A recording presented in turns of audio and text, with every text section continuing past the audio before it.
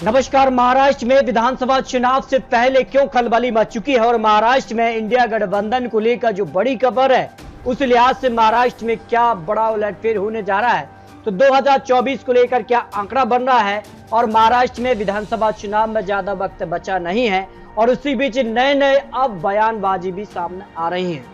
बात की जाए लोकसभा चुनाव नतीजों के बाद, जिस कार से यहाँ पर बात की जाए तो काफी हलचल रही है और देवेंद्र फडणवीस ने भी यहाँ पर नतीजों के बाद इस्तीफे की पेशकश की थी। इसके बाद 400 पार के नारे को लेकर एकनाथ शिंदे ने भी कहीं ना कहीं एनडीए पर सवाल उठाया है कि भारतीय जनता पार्टी 400 सीटों को लेकर जो यहाँ पर तैयारी की थी, जिस कार के बयानबाजी किए थे, उससे नुकसान महाराष्ट्र में यहाँ पर एनडीए को हुआ है। जबकि अजीत गुट की बात की जाए तो तीनों ही पार्टियों में तालमेल बिल्कुल नजर नहीं आ रहा है।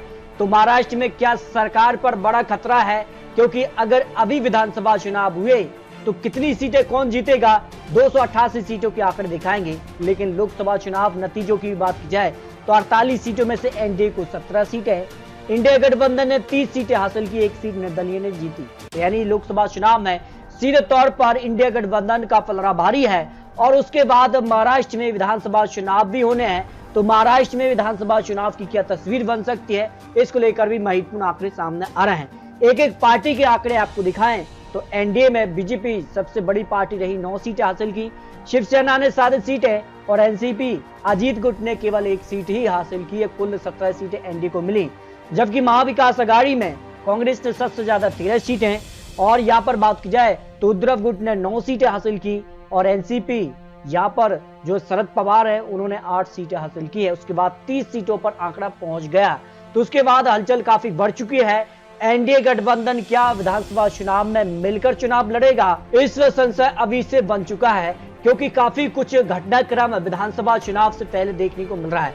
एनडीए पर कैसे भारी पड़ा है इंडिया गठबंधन, इसके कुछ महत्वपूर्ण आंकड़े आपको दिखाते हैं। कांग्रेस बनी इससे चुनाव की सबसे बड़ी पार्टी, दल बदल की स्थिति संभव है। अजीत गुट की एनसीपी नाखुश नजर आई है और जो माना गया कि कहीं ना कहीं सबसे बड़ा नुकसान भारतीय जनता पार्टी को हुआ है वो अजीत गुट के आने के बाद ही हुआ है। 1 सीट पर हैं लेकिन मंत्री, कैबिनेट मंत्री पद चाह रहे थे, मंत्री पद नहीं मिला।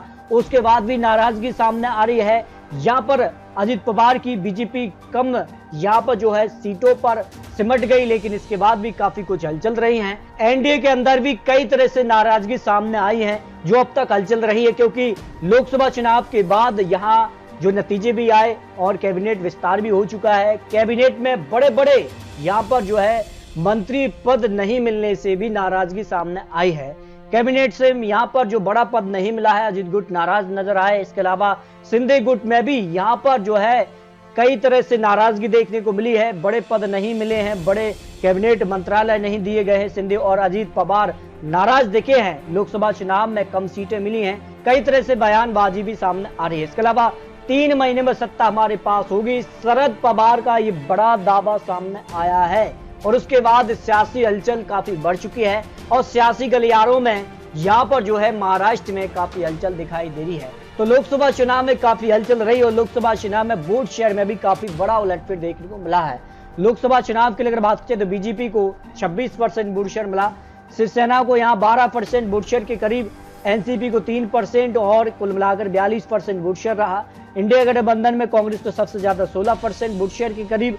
यहाँ पर बात की जाए तो उद्धव गुट को भी करीब 16% वोट शेयर के करीब मिला। एनसीपी शरद पवार को करीब 10% वोट शेयर मिला। 43% वोट शेयर के साथ इंडिया गठबंधन यह लोकसभा चुनाव में आगे रहा। लेकिन विधानसभा चुनाव की भी तैयारियां शुरू हो चुकी है और विधानसभा चुनाव की वर्तमान स्थिति किसके पक्ष में रही है। देखिए, वर्तमान में अगर बात की जाए तो सरकार के पक्ष में 203 विधायक हैं, विपक्ष में केवल 71 हैं, खाली यहाँ 14 हैं। 288 सीटें ऐसे में आती हैं। लेकिन माना जा रहा है कि जिस कार की तैयारी की गई है, जिस कार की नाराजगी दिखी है, उसके बाद महाराष्ट्र में क्या खेला भी बाकी है, ये काफी बड़े सवाल यहाँ पर सियासी गलियारों में गूंजते नजर आए हैं। तो बीजेपी के पास अपने 103 विधायक हैं, एनसीपी के 40, शिवसेना के 38 और निर्दलीय 14, अन्य से 8 आते हैं। कांग्रेस, इंडिया गठबंधन में कांग्रेस के पास 37 विधायक हैं। एनसीपी शरद पवार के पास 12 है, उद्धव गुट के पास 16 है, अन्य से 10 आ जाते हैं। तो यहाँ पर मामला किसके पक्ष में जा रहा है, लेकिन इससे पहले कुछ और महत्वपूर्ण आंकड़े आ रहे हैं। देखिए, शिंदे गुट ने अपना गढ़ मुंबई नॉर्थ सेंट्रल यहाँ पर हारा है, उसकी कहीं ना कहीं बड़ी वजह रही है। यूपी के बाद बीजेपी को महाराष्ट्र में सबसे बड़ा नुकसान रहा है, और जो लोकसभा चुनाव में भारतीय जनता पार्टी को पूर्ण बहुमत नहीं मिला है, उसके पीछे उत्तर प्रदेश और महाराष्ट्र आते हैं, क्योंकि उत्तर प्रदेश और महाराष्ट्र दो बड़े राज्य आते हैं। अगर बात की जाए 2019 में कांग्रेस को एक सीट मिली, लेकिन 2024 में यहाँ 13 सीटों पर कांग्रेस ने जीत हासिल की अकेले महाराष्ट्र में। यह मुंबई रीजन में अभी उद्धव ठाकरे के पास है और इस वीक के बाद काफी हलचल रही है।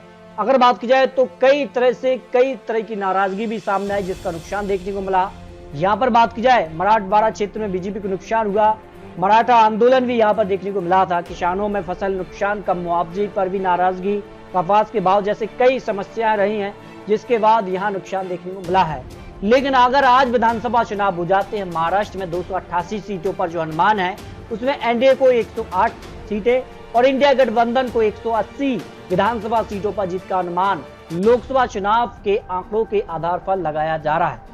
यानी सीधे तौर पर बात की जाए तो अगर आज विधानसभा चुनाव महाराष्ट्र में होता है तो इंडिया गठबंधन आगे दिखाई दे रहा है, लेकिन भारतीय जनता पार्टी कई तरह से यहाँ पर जो डैमेज कंट्रोल हुआ है उसकी भरपाई कर रही है।